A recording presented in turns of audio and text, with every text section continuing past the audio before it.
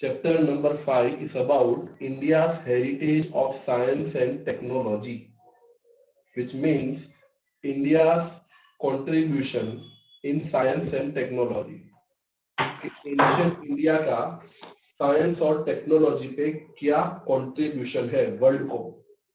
तो जब से हम लोग 10th स्टैंडर्ड में आए हैं, जब से लेके अभी तक जितनी भी हमने पढ़ाई की है, हमने बहुत कम इंडियंस के बारे में सुना है जिन्होंने जो इम्पोर्टेंट डिस्कवरी की है, ठीक है, इन साइंस एंड टेक्नोलॉजी।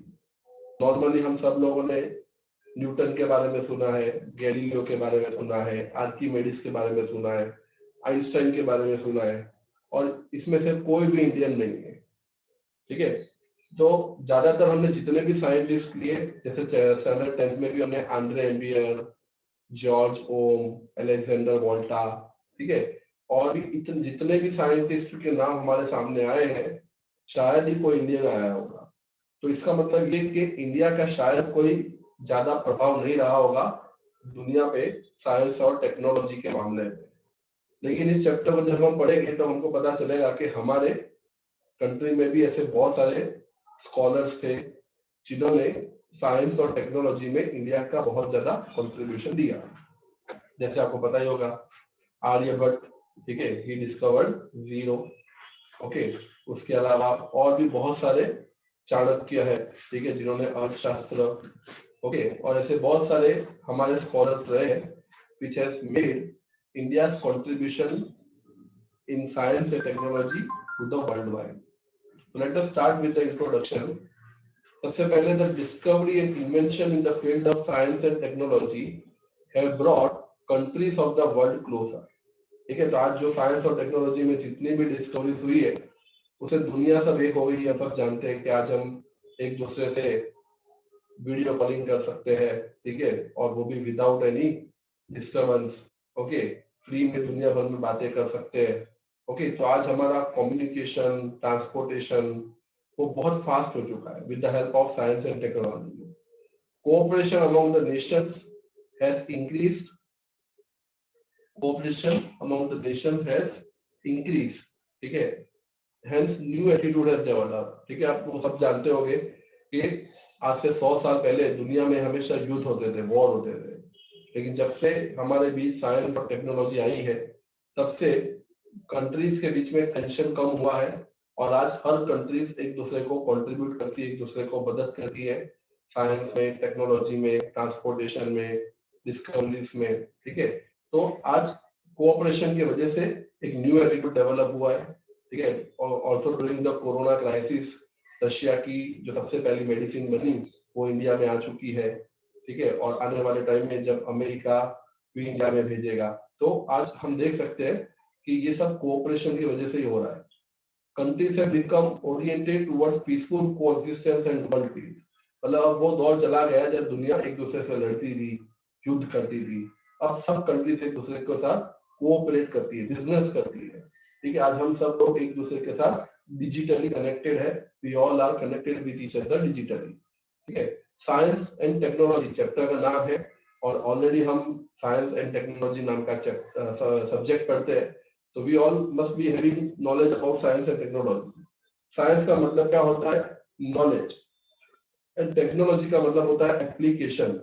जब आप साइंस की नॉलेज, साइंस के प्रिंसिपल्स, लॉस को स्टडी करके उससे कुछ ऐसी इंस्ट्रूमेंट्स बनाते हो या उससे कुछ ऐसे इक्विपमेंट बनाते हो which make the human life easy, comfortable, luxurious, then it is called technology.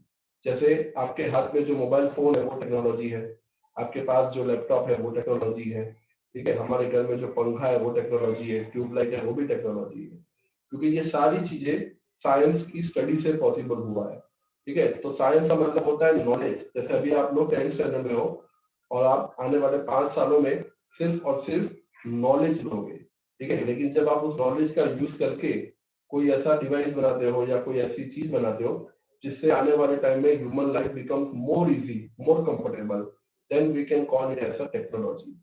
And so science and technology भले दो अलग अलग शब्द है, लेकिन ये हमेशा एक साथ होते हैं, बिकॉज साइंस बिना टेक्नोलॉजी नहीं हो सकता और टेक्नोलॉजी बिना साइंस नहीं हो सकता। सो लेट अस स्टडी कि एंशिएंट इंडिया का साइंस की कौन सी फील्ड में कंट्रीब्यूशन रहा है। तो देखो एंशिएंट इंडिया का सबसे ज्यादा कंट्रीब्यूशन रहा है इन the field of metallurgy. Metallurgy का मतलब होता है स्टडी ऑफ मेटल्स।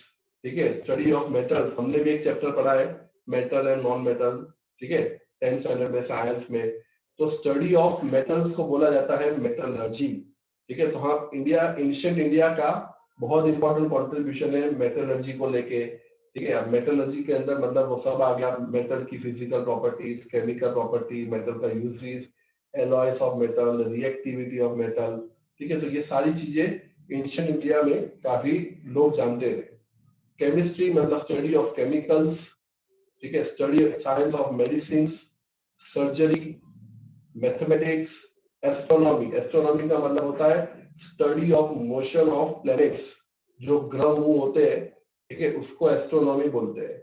और उनके मूवमेंट से इंसान की लाइफ पे जो असर होता है, जिसको हम बोलते हैं ना कि भाई कुंडली जो मिलाते हैं, या जो हमारे जो राशियां होती है। ठीक है, तो that is called astrology. Astronomy का मतलब होता है study of motion of planets, और एस्ट्रोलॉजी का मतलब होता है effect of motion of planets on human life. फिर आता है वास्तुशास्त्र। वास्तुशास्त्र का मतलब होता है स्टडी ऑफ ड्वेलिंग। ड्वेलिंग मतलब स्टडी ऑफ हाउस, कि घर की डिजाइन कैसी होनी चाहिए। ठीक है, खेत की डिजाइन कैसी, खेत का गेट कहाँ होना चाहिए, महल का गेट कहाँ होना चाहिए, महल में ये सब मतलब इन शॉर्ट जितना भी हम कंस्ट्रक्शन करते हैं सबकी स्टडी को कहा जाता है Vastushastra. And study and then last is physics. तो ये सब फील्ड में एंशिएंट इंडिया का काफी कंट्रीब्यूशन रहा है। ठीक है, तो मतलब हमको ऐसा लगता होगा कि हमारा देश खासकर साइंस और टेक्नोलॉजी में काफी पीछे होगा, लेकिन नहीं। इंडिया, एंशिएंट इंडिया में काफी नॉलेज था मेटल्स को लेके, मेडिसिन को लेके, केमिकल्स को लेके, सर्जरी करते थे, मैथमेटिक्स में, astronomy, astrology, Vastushastra and physics. And so जब हम देखते हैं कि एंशिएंट इंडिया का कंट्रीब्यूशन इतना था, then it becomes a matter of pride for us. अभी हम एक एक फील्ड को डिटेल में पढ़ेंगे कि किस तरह से इंडिया ने वर्ल्ड को ये सब फील्ड में इंपॉर्टेंट डिस्कवरीज दी। ठीक है, तो India contribution is not only in the field of literature. ठीक है, मतलब इंडिया जो है वो सिर्फ लिटरेचर में या आर्ट में या रिलीजन में या एजुकेशन में ही आगे नहीं है, ये साइंस और टेक्नोलॉजी में भी उतना ही आगे है। ठीक है, modern age research have proved that India has scientific attitude along with religious outlook. ठीक है, तो हमारी मॉडर्न रिसर्च से ये पता चला है कि इंडिया का जो धर्म है, ये इंडिया के जो त्योहार है, ठीक है, वो सब भले एक तरह से धार्मिक है, लेकिन हर त्योहार को साइंटिफिक नजर से देखा जाता है। ठीक है, मतलब हर त्योहार का अपना एक इम्पोर्टेंस है, साइंटिफिक इम्पोर्टेंस है। ठीक है, जैसे अभी आप देखते हो दिवाली है, तो दिवाली नॉर्मली हर बार अक्टूबर नवंबर में ही मनाई जाती है। ठीक है, सिमिलरली सोचो कि अगर दिवाली मार्च में मनाई जाती और होली होली जो है वो नवंबर में मनाई जाती, तो कितनी हालत खराब होती। ठीक है, हम तो फिर भी गुजरात में रहते हैं। नॉर्थ इंडिया में अगर जहाँ पे टेम्परेचर 10 डिग्री 5 डिग्री होता है, वो लोगों को बोला जाए कि तुमको नवंबर दिसंबर में होली मनाने की, ठीक है, तो कैसे पॉसिबल है। तो अगर आप एक एक त्योहार को देखें इंडिया के, चाहे फिर वो जन्माष्टमी हो या गणेश चतुर्थी हो, ठीक है, या वो हमारी उत्तरायण हो या होली हो या दिवाली हो, कहीं ना कहीं सब साइंस के साथ कनेक्टेड है, साइंटिफिक रीजन है। जैसे आपको पता होगा नवरात्रि भी हमारे इंडिया में 2 बार हम मनाते हैं। ठीक है, एक आती है कुछ मई महीने में आती है, और एक आती है अक्टूबर या सितंबर महीने में। लेकिन गरबा हम अक्टूबर महीने में ही गाते हैं, क्योंकि मई महीने में इतनी गर्मी पड़ती है कि हम इतने हैवी कॉस्ट्यूम पहन के गा नहीं सकते। ठीक है, मतलब हर चीज कहीं ना कहीं साइंटिफिकली है। ठीक है, उत्तरायण में भी ऐसा ही है। उत्तरायण भी क्यों जनवरी में मनाई जाती है, क्यों पतंग हम जनवरी में उड़ाते हैं। ठीक है, चाहते तो हम मार्च में भी उड़ा सकते थे, जुलाई में भी उड़ा सकते थे, लेकिन अगर मार्च में उड़ाते तो गर्मी इतनी होती कि हम उस गर्मी को टॉलरेट नहीं कर पाते, हवा भी उतनी नहीं होती। ठीक है, और जुलाई में उड़ाते तो जुलाई में बारिश होती है। और इसीलिए जनवरी मंथ चूज किया जाता है, क्योंकि जनवरी मंथ ऐसा होता है जहाँ पे विंड की स्पीड सबसे ज्यादा होती है। ठीक है, अभी नवंबर दिसंबर में ठंडी पड़ेगी, लेकिन जनवरी में ठंड के साथ साथ हवा भी आएगी। ठीक है, बिकॉज ऑफ दिस आज हम एक एक त्योहार को आप ध्यान से देखो तो हर त्योहार में कुछ ना कुछ साइंस जुड़ा हुआ है।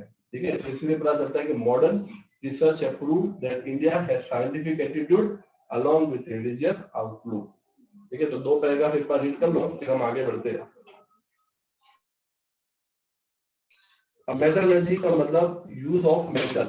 आपको तो पता ही है, इंडिया एक ऐसी कंट्री है जहाँ पे मूर्तियों का बहुत ज्यादा इंपॉर्टेंस है। ठीक है, मतलब हम लोग मूर्तियों की पूजा करते हैं। इंडिया एक ऐसा देश है जहाँ पे लोग भगवान को मूर्तियों में ढूंढते हैं। फिर वो मूर्ति पत्थर की भी हो सकती है, मिट्टी की भी हो सकती है, पीओपी की भी आजकल बनती है, चॉकलेट की भी बनती है, और मेटल्स की भी बनती है। ठीक है, तो आज भी ऐसे पुरानी पुरानी मूर्तियां हमारे पास अवेलेबल है जो 500 साल, 700 साल, 800 साल पहले मेटल से बनी हुई थी, लेकिन आज तक उसके ऊपर कोरोजन नहीं हुआ, काट नहीं लगा। ठीक है, क्योंकि अगर मेटल की बनी हुई है तो स्वाभाविक है कि उस पर काट कभी ना कभी तो लगेगा, लेकिन नहीं लगा। नहीं लगा इसका मतलब कि उस जमाने में जो कलाकार थे वो मेटल्स को अच्छी तरह से समझते थे। ठीक है, उन्होंने मेटल्स को कोरोजन से बचाने के लिए शायद उसमें से एलॉय बनाया होगा। एलॉय तो आप जानते ही हो, होमोजेनियस मिक्सचर ऑफ 2 और मोर देन 2 मेटल्स। तो आप सोचो कि आज से 1000 साल पहले जो कारीगर थे, इनफैक्ट हमने जो मूवी देखी है मोहनजोदारो, ठीक है, उस मोहनजोदारो में भी मेटल्स की मूर्तियों का बिजनेस होता था।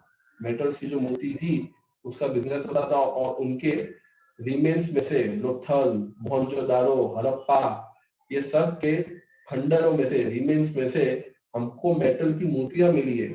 मतलब ये कि भाई हमारे जो लोग थे वो 5000 साल पुरानी आर्ट है ये मेटल्स की। मतलब वो 5000 साल पहले भी जानते थे कि किस तरह से मेटल ओर में से मेटल बनता है और किस तरह से हम उनको सालों साल कोरोजन से बचा सकते हैं by mixing with another metal so that it can form alloy. ठीक है, और आज तक ये सारी मूर्तियां जितनी भी हमको हड़प्पा, मोहनजोदारो, लोथल से मिली है वो वैसी की वैसी है। आज तक उस पर काट नहीं लगा, आज भी वो म्यूजियम में पड़ी हुई है। तो ये बताता है कि हमारे जो एशियन लोग थे वो मेटल्स की बहुत डीप नॉलेज रखते थे। उसके अलावा उस जमाने में मेटल्स के बच्चों के खिलौने भी निकले। ठीक है, फिर वो बीटल बीटल नट कटर, जिसको बोले सोपारी को काटने का जो यंत्र आता है, जिसको बोले सुपर सुपर। ठीक है, बच्चों के खिलौने, बर्तन, ठीक है, भगवान की मूर्तियां, देवी देवताओं की मूर्तियां, ये सारी चीजें, इवन पुराने पुराने पुराने पुराने पिलर्स जो किंग अशोका ने और उसके पहले भी जो लोग थे, बुद्धिस्ट, उसके पहले भी जो ट्रेविडियंस थे या आर्यंस थे, उन्होंने भी जैसे बहुत सारे ऐसे टावर्स और वो बनाए थे जो आज भी है। तो 26वीं में है ना। इसका मतलब ये कि हमारे इंडिया का बहुत इंपॉर्टेंस है मेटल्स को लेके। जब दुनिया को लोग जब दुनिया नहीं थी, या दुनिया में सिर्फ एक आधी इंडिया जैसी एक दो कंट्री थी, तब हम मेटल्स का यूज करते थे। ठीक है, तो हमारा जो कॉन्ट्रीब्यूशन है वो बहुत अलग है compare to the other country. तो ancient India made extraordinary field in the progress in the field of metallurgy. अब जैसे कि एग्जांपल दिया हुआ है, अब मेटलिक आइडल मतलब के मेटल की मूर्ति ऑफ अ फीमेल डांसर जो डिस्कवर हुई थी फ्रॉम इंडस वैली सिविलाइजेशन। ठीक है, देखो तो नटराज का आपने देखा होगा, इंडस वैली सिविलाइजेशन में से एक फीमेल डांसर की मूर्ति मिली जो आज भी म्यूजियम में पड़ी हुई है। फिर लॉर्ड बुद्धा का स्टेच्यू, लॉर्ड बुद्धा जिन्होंने बुद्धिज्म पूरे इंडिया में प्रोपोगेट किया, वो भी मेटल का बना हुआ है। ठीक है, वो भी तक्षशिला में मतलब के साउथ में पाया गया है। फिर साउथ इंडिया में जब चोला डायनेस्टी थी तब वहां पे भी मेटल की मूर्तियां मिली। फिर नटराज, जो आप नटराज पेंसिल के बॉक्स पे देखते हो, नटराज का जो एक एक वन टाइप ऑफ आइडल बना हुआ है, स्टेच्यू बना हुआ है, ठीक है, उसका फोटो होगा। तो that Nataraja statue was also made in India and उसके इमेज भी इंडिया में मिले। ठीक है, और वो आज भी चेन्नई की म्यूजियम में है। उसके अलावा राम भगवान की मूर्ति बाण चलाते हुए, राम द आर्कर, आर्कर मतलब बाण चलाते हुए, उनकी भी मूर्ति हमारे पास है, अवेलेबल है।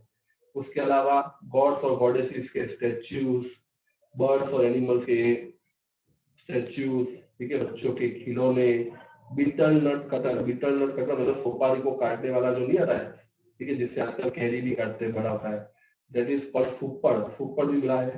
They are considered the best example of metallic art. So this is all about metals. फिर हम बात करते हैं केमिस्ट्री की। तो भाई हमारा एंशियंट इंडिया का कंट्रीब्यूशन केमिस्ट्री में भी काफी ज्यादा था। Chemistry is an experimental science. Chemistry is an experimental science इसलिए बोला गया है क्योंकि पूरा केमिस्ट्री एक्सपेरिमेंट बेस्ड होता है। आपको नए नए केमिकल्स मिक्स करने होते हैं, उससे नए नए प्रोडक्ट मिलते हैं, ठीक है। तो ये एक्सपेरिमेंटल साइंस है। The science is very useful for various minerals, plant, seeds और एग्रीकल्चर, मेकिंग वेरियस मेटल्स और to bring changes in them. अभी जैसे ये कोरोना की वैक्सीन है, वो भी पूरा केमिकल बेस ही है कि वो लोग कौन सा ड्रग किसमें मिक्स कर रहे हैं, कैसे बना रहे हैं, ठीक है। ये सब मिक्सचर ही है।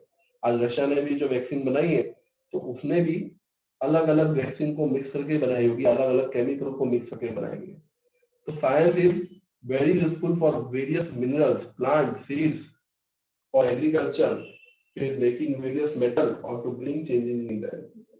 It is also useful for making medicines. ठीक है, मेडिसिन के लिए भी बहुत यूजफुल है। ये देखो यहाँ पे मेडिसिन का ये फर्नेस है जहाँ पे मेडिसिन बनाई जाती थी बाय आचार्य नागार्जुन। ठीक है, नालंदा यूनिवर्सिटी में बहुत बड़ी फर्नेस थी, फर्नेस बहुत बड़ा ऐसी रिसर्च के लिए फर्नेस थी जहाँ पे इन केमिकल से एक्सपेरिमेंट की जाती थी। तो आचार्य Nagarjuna, a learned Buddhist of Nalanda University, is known as Acharya in the field of chemistry। ठीक है, तो नालंदा यूनिवर्सिटी का जो आचार्य नागार्जुन थे उनको कहा जाता है Acharya in the field of chemistry, क्योंकि उन्होंने बहुत रिसर्च की है मेडिसिन को लेके। उन्होंने किताब लिखी है जिसका नाम है रास रत्नाकर एंड आरोग्य मंजरी। ठीक है, आरोग्य मंजरी। Here written, अंडरलाइन कर देना ये दो किताबों के नाम। इनकी आचार्य नागार्जुन की दो फेमस किताब है जिसका नाम है रास रत्नाकर एंड आरोग्य मंजरी। फिर Acharya Nagarjuna advocated the use of allopathy. Allopathy जानते हो क्या होता है? एलोपैथी का मतलब होता है यूज ऑफ केमिकल्स। ठीक है, अब आप सोच सकते हो कि उस जमाने में तो लोग जड़ी बूटियों का यूज करते होंगे, प्लांट्स का यूज करते होंगे, एनिमल्स की बोन्स का यूज करते होंगे, ठीक है। तो लेकिन नहीं, आचार्य नागार्जुन ने उस जमाने में भी केमिकल्स का यूज किया था। आज जो आप लोग दवाइयां खाते हो, जैसे कि मेटासिन खाते हो, ठीक है, विक्स एक्शन 500 खाते हो, कॉम्बिफ्लेन खाते हो, ठीक है, कफ सिरप पीते हो, ओके, ये सब एलोपैथी है। जो डॉक्टर आपको नॉर्मली दवाई लिख के देता है, इंजेक्शन देता है, वो सब एलोपैथी है। तो हम सोच सकते हैं कि आज तो चलो केमिकल इंडस्ट्री काफी डेवलप हुई है, तो एलोपैथी का कंट्रीब्यूशन बड़ा है। लेकिन उस जमाने में जब दुनिया को केमिकल्स की नॉलेज नहीं थी, हमारे लोग यहाँ पे मेडिसिन बना रहे थे। फिर it was believed that the use of mercury ash, mercury की जो राख होती है, उसको पहली बार मेडिसिन में यूज किया गया था by Acharya Nagarjuna. Nalanda university had its own school of chemistry. ठीक है, उनकी खुद की स्कूल ऑफ केमिस्ट्री थी, फर्नेस थी, जहाँ पे स्टूडेंट्स रिसर्च करते थे, नए नए केमिकल्स प्रोड्यूस करते थे, नई नई दवाइयां बनाते थे। फिर द डिस्क्रिप्शन ऑफ मेन रास, उपरास, 10 types of poison as well as various types of salts and minerals ash is seen in chemistry. The copper statue of Buddha reflects an expert knowledge and skill in the field of chemistry। ठीक है, तो copper statue of Lord Buddha का जो statue है, ठीक है, वो 7.5 feet ऊंचा है, 7.5 फीट। ठीक है, तो वो आज से कुछ 2000 साल पहले बना था, लेकिन आज भी उससे कोरोजन नहीं हुआ है। इसका मतलब आप सोचो कि जो 2000 साल तक कितनी बारिश, तूफान, ठीक है, धूप इसे सहन की होगी, लेकिन आज भी उस पर कोरोजन नहीं हुआ। हम लोहे की एक चीज लाते हैं, एक बारिश में तो उस पर काट आ जाता है, ठीक है, लेकिन ये 2000 साल तक अभी भी वैसा का वैसा ही है। इसका मतलब जिन्होंने भी उसकी मूर्ति बनाई थी, जिस मेटल से बनाई थी, उन्होंने स्पेशली इसके अंदर कुछ मेटल्स मिलाए होंगे। इनफैक्ट उन्होंने एलॉय का यूज करके वो मूर्ति बनाई होगी। ठीक है, जो हम लोग जैसे अभी हमने स्टैच्यू ऑफ यूनिटी बनाया है, ठीक है, तो वो भले कहने को लोहा है, लेकिन लोहे के अलावा उसके अंदर ऐसे केमिकल्स मिलाए ही होंगे। ठीक है, मतलब स्पेशल टाइप ऑफ मेटल्स का मिक्स करके उसका एलॉय बनाया होगा और उसके बाद बनाया होगा। अदरवाइज तो 2-5 साल बारिश गिरेगी तो सरदार पटेल की मूर्ति में काट आ जाएगा। ठीक है, तो इसका मतलब उस जमाने में जब आप 2000 साल पहले की बात करते हो, तो तब हमारे लोगों को केमिस्ट्री की इतनी नॉलेज थी कि उन्होंने लॉर्ड बुद्धा की मूर्ति बनाई जो 7.5 फीट ऊंची थी और उसका वजन था 1000 किलो, 1 टन, मतलब 1000 किलो।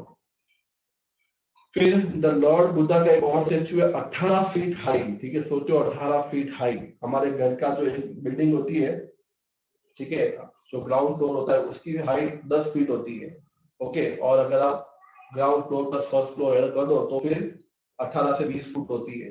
तो ये नालंदा यूनिवर्सिटी, दो नालंदा में जो स्टेच्यू है वो लगभग ground floor plus first floor जितनी हाइट का इतना बड़ा है, ठीक है। उसके अलावा विजय स्तंभ 24 फीट हाई, मतलब 2.5 स्टोरेज जिसकी बिल्डिंग, जिसका वजन 7,000 किलो, वो बनाया था चंद्रगुप्ता टू ने, ठीक है। तो आज सदियों तक इसके ऊपर धूप गिरी, बारिश गिरी, आंधी आई, तूफान आया, लेकिन आज भी उस पर काट नहीं लगा।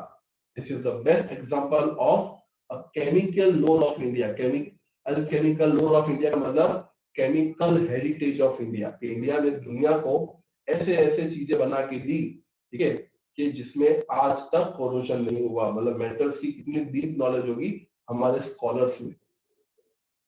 एक बार रीड कर लो, then we will go with medicine and surgery. Okay, अब देखो मेडिसिन में इंडिया का क्या कंट्रीब्यूशन, ठीक है। दवाइयों में अभी कोरोना चल रहा है, इंडिया दोनों अभी के टाइम में भी दवाई नहीं बना पा रहा है, ओके, या अभी इंडिया में डिले हो रहा है। तो सोचो कि इंडियन एंशिएंट इंडिया में तो क्या होगा, हमको तो ऐसा लगता होगा ना कि इंडिया में तो क्या होगा, अभी नहीं बना पा रहा तब क्या बनाता होगा, लेकिन नहीं। इंडिया का कंट्रीब्यूशन इमेंस है आज भी और पहले भी, ठीक है। आज भी हमारी जो दवाइयां हैं हम जो बना रहे हैं, भले भी हम लोग ये डेवलप कंट्रीज की तरह इतने आगे नहीं है, ठीक है, लेकिन अगर हम इंडिया को अमेरिका के साथ कंपेयर करेंगे तो कैसे चलेगा, ठीक है। और रशिया में हम इंडिया को कंपेयर कर नहीं सकते, क्योंकि रशिया में कम्युनलिज्म है। वहां पे एक गवर्नमेंट, एक प्रेसिडेंट जो है वहां का, वो सब डिसीजन लेता है, ठीक है। अब इंडिया जैसा है नहीं, इंडिया में चाइना जैसा है नहीं, रशिया जैसा है नहीं, तो यहाँ पे हर एक चीज प्रोसीजर से होती है और वो प्रोसीजर से होती है। इसीलिए अगर, वरना हम भी चाहते तो हमने भी बहुत सारी दवाइयां बना ली थी। एक तो अपने बाबा रामदेव ने बना ली थी, आपको पता ही होगा, ठीक है, वो डायरेक्टली लोगों को उठा के दे देते, ठीक है। लेकिन हमको डेमोक्रेटिक तरीके से आगे बढ़ना होता है। हम हमको रशिया से जो दवाई आई है वो उस पर भी हम पूरी तरह से भरोसा नहीं कर रहे हैं, उस पर भी हम ट्रायल कर रहे हैं। तो इसका मतलब ये कि इंडिया ज्यादा तो आज भी अपनी मेडिसिन कब से मार्केट में ले आ रहा, लेकिन हम रशिया या चाइना की तरह नहीं कर सकते। रशिया में जो प्रेसिडेंट है पुतिन करके, वो आज से नहीं 20 साल से वहां का प्रेसिडेंट है, और आने वाले जब तक वो जिंदा रहेगा तब तक वो वहां का प्रेसिडेंट रहेगा। Same thing is in China also. China में भी जो जिनपिंग है वो वहां के प्रेसिडेंट है, और जब तक वो जिंदा रहेगा तब तक वो प्रेसिडेंट है। और जब जिनपिंग या पुतिन जो डिसीजन देते हैं, भले दवाई की एक्यूरेसी 70% है, सबको दे दो, तो सबको देनी पड़ेगी। मतलब एक ही पर्सन सारे ऑर्डर देता है, यहाँ पे ऐसा नहीं होता।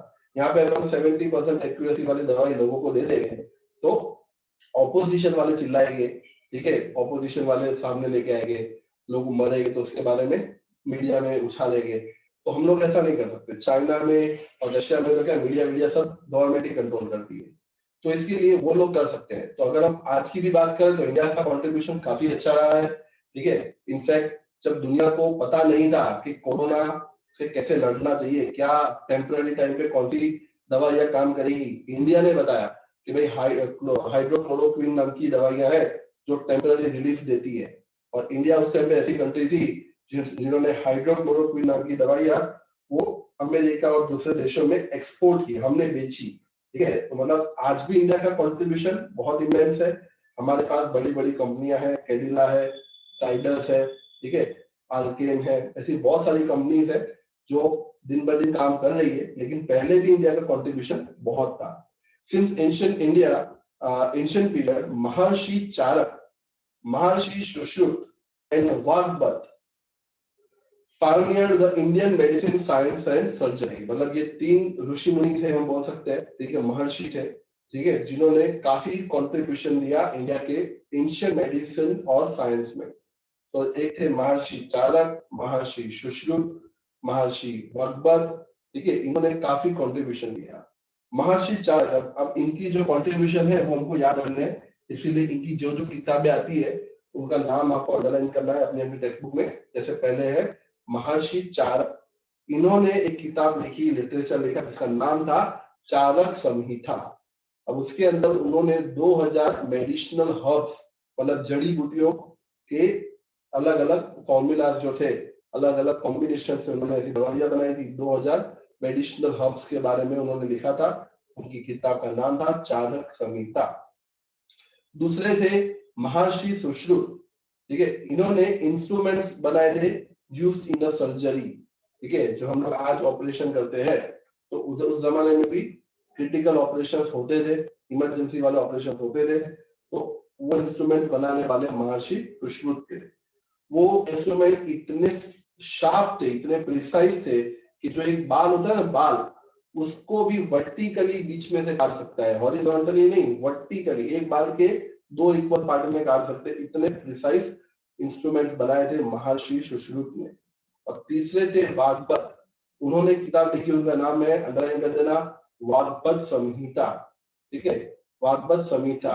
तो ये इसके अंदर भी अलग अलग दवाइयों के और इलाज के अलग अलग इसके अंदर इंफॉर्मेशन है।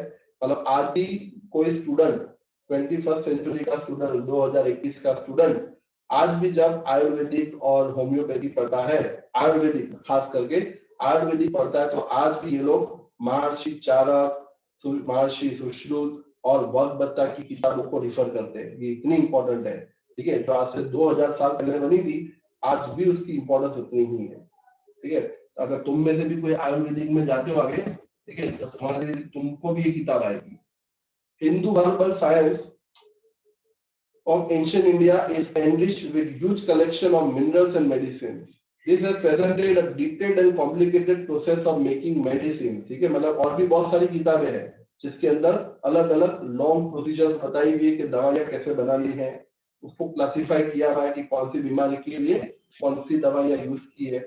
They could even stop the blood circulation. मान लो जब उनको ऑपरेशन करना होता था, हाथ का ऑपरेशन करना होता था, तो वो ब्लड को रोक सकते थे, उनके पास इतनी कला थी, ठीक है। They could even stop blood circulation with bowl shaped bandage.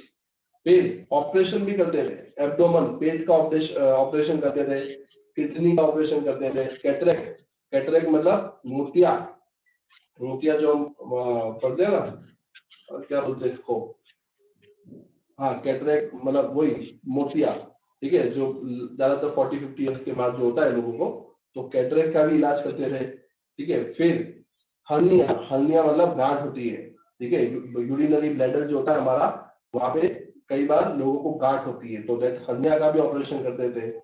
Stone मतलब पथरी का, पाइल्स, ब्लैडर, यूरिनरी ब्लैडर, मतलब जरूरत पड़ने पे वो पेट का ऑपरेशन, किडनी का ऑपरेशन, मतलब जरूरत पड़ने पे सारे ऑपरेशन वो करते थे। हाँ, आज की तरह उनके पास ऐसे मॉडर्न इक्विपमेंट्स नहीं थे और वो आज की तरह इतने ज्यादा सक्सेसफुल भी नहीं होते होंगे, लेकिन कला थी उनके अंदर।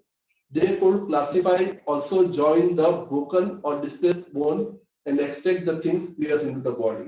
उस जमाने में एक्सरे, सीटी स्कैन, सोनोग्राफी, इस तरह की चीजें नहीं थी, लेकिन जब भी कोई बोलता था कि हाथ में दर्द हो रहा है, हड्डी टूट गई है, तो वो ऐसे टच करके उनको फील हो जाता था कि कौन सी हड्डी टूटी है, और उसके ऊपर प्लास्टर बांध बांध के उसको ठीक करने की भी उनके अंदर कला थी।